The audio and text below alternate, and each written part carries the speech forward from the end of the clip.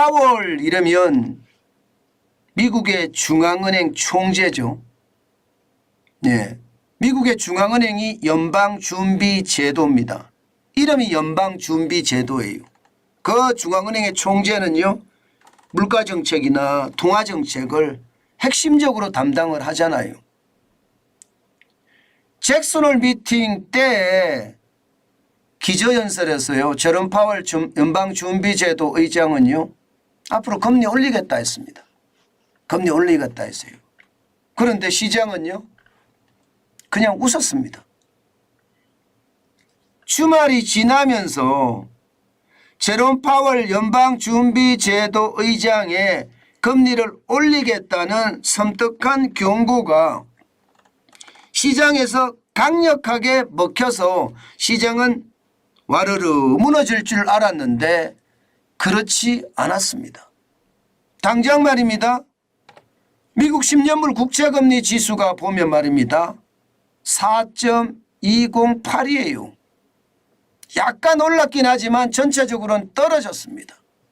추세선을 볼까요? 10년물 국채금리가 지난 8월 21일에 4.342%까지 올라갔었습니다.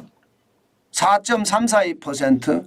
2007년 이후 16년 만에 최고치라고 이야기할 정도로 말입니다. 그런데 8월 28일이에요. 4.208%예요. 8월 23일 4.196%보다는 약간 오른 수치이긴 하지만 지금 전체적으로는 4.342%보다 떨어진다는 이야기잖아요. 이 말은 여러분, 금리 올리려면 올려라. 시장에서는 그렇게 아랑곳하지 않겠다. 제롬 파월 연방준비제도 의장이 매파의 생각, 금리를 올린다는 생각이 강할지 모르지만 시장은요, 머릿속에는 딴 생각하고 있지 않느냐. 당신 중립적으로 생각하는 것 아니야? 당신 말이야 금리 내릴 수도 있는 것 아니야? 이렇게 생각을 하는 거죠. 시장은요. 그러니까 시장에서는 국채금리도 내려갔죠. 10년물도 내려갔지만 2년물도 내려갔습니다. 2년물도 지난 8월 22일에 5.048까지 기록을 했습니다.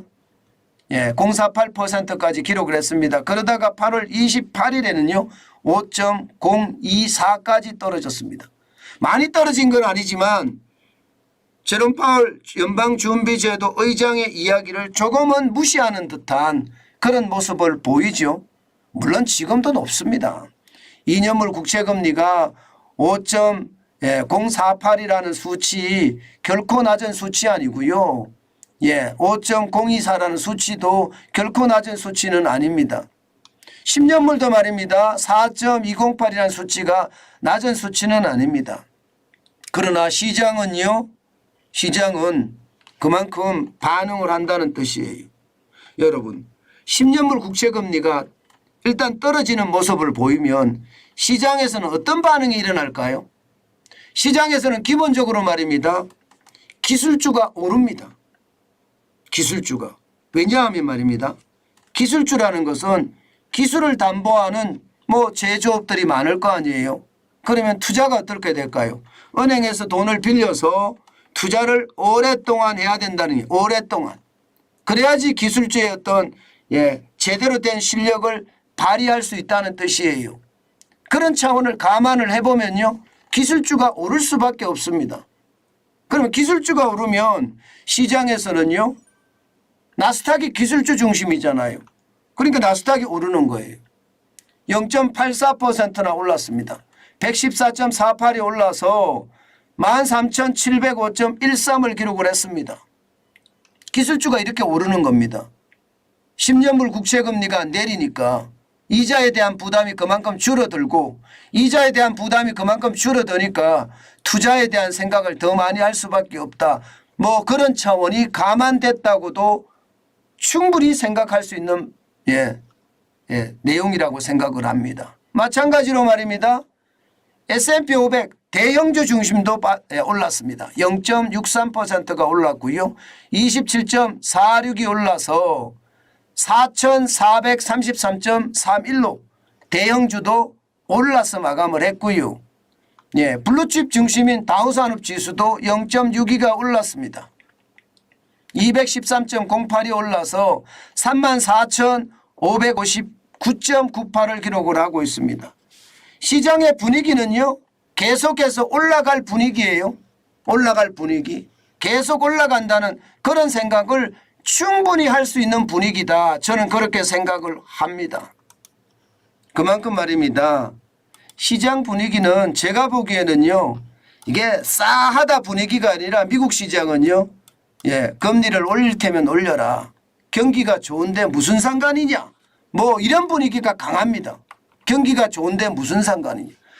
야, 이게 여러분 진짜 경기가 좋은데 무슨 상관이냐 할까요?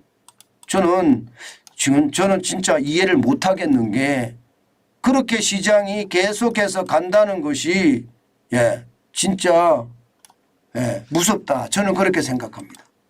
여러분 알다시피 제가 늘 말씀드리는 거 있죠. 제가 늘 말씀드리는 거. 여러분들 잘 아시잖아요. 이자 앞에 장사 없다. 이자 앞에 장사 없거든요. 결국은요. 금리가 높다는 것은 결국 침체를 가져올 거다. 그런 생각을 하는데 아마도 말입니다. 아마도 그 상황이 앞으로도 제가 봐서는 계속 갈 거예요. 그렇기 때문에 이자 앞에 장사 없다는 이야기를 반드시 한 번쯤 우리가 기억해 둬야 되고요. 오늘 우리 시장은요. 어떻게 생각하면 미국 시장을 닮아가기 때문에 결국은 말입니다. 올라갈 겁니다. 올라가지만 투자는 저는 계속해서 제가 말씀을 드려요. 진짜 조심하셔야 된다는 것 반드시 생각해야 됩니다. 그렇지 않고 말입니다. 그렇지 않고 이게 시장을 가볍게 보는 것은 저는 방법이 아니라고 생각해요.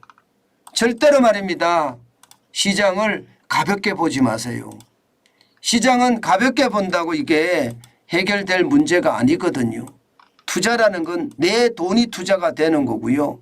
가볍게 본다는 것은 내 돈을 다 날린다는 뜻이니까 정말 조심하셔야 되겠다. 그 말씀 다시 한번 여러분께 올립니다.